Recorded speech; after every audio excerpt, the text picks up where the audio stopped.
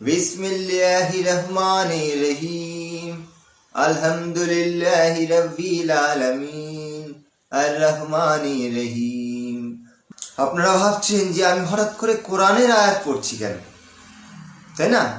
কিন্তু আপনারা হয়তো খবর রাখেন না, আমাদের রামকৃষ্ণ মিশনে শেখানো হচ্ছে। তো আমি তো সেখান থেকেই শিখলাম।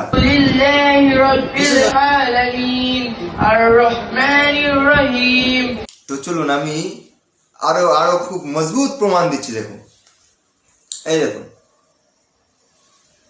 মোহাম্মদ পয়গম্বর কি বাণী, এই যে ছোট্ট একটা পুস্তক দেখতে পাচ্ছেন না, মোহাম্মদ পয়গম্বর কি বাণী, এটা কোথা থেকে ছাপা হয়েছে জানেন? চলুন দেখাই। এই দেখুন, এই লোগোটাকে চিনতে পারছেন আপনারা? রামকৃষ্ণ মিশন নাগপুর। এটা ভারতবর্ষের নাগপুর রামকৃষ্ণ মিশন থেকে ছাপানো হয়েছে।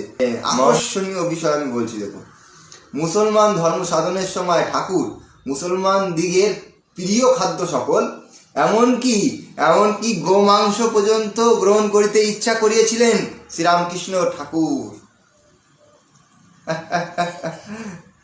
গোমাংস পর্যন্ত ভক্ষণ করিতে ইচ্ছুক হইয়াছিল রামকৃষ্ণ পরমহংসদেবের।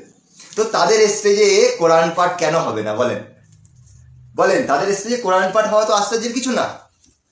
বহুদিন থেকে চলে আসছে। হিন্দুরা জানে না, আমাদের হিন্দুরা জানে না সেখানে চলছেটা কি।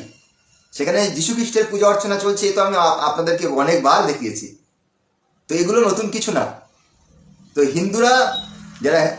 যারা সনাতনী ভাই বোন যারা আমার ভিডিও দেখলেন, কিংবা দাদা দিদিরা, কাকা জেঠুরা, আপনারা যারা আমার ভিডিও দেখলেন, আপনাদের তো মস্তিষ্ক বলে নিশ্চয়ই কিছু আছে।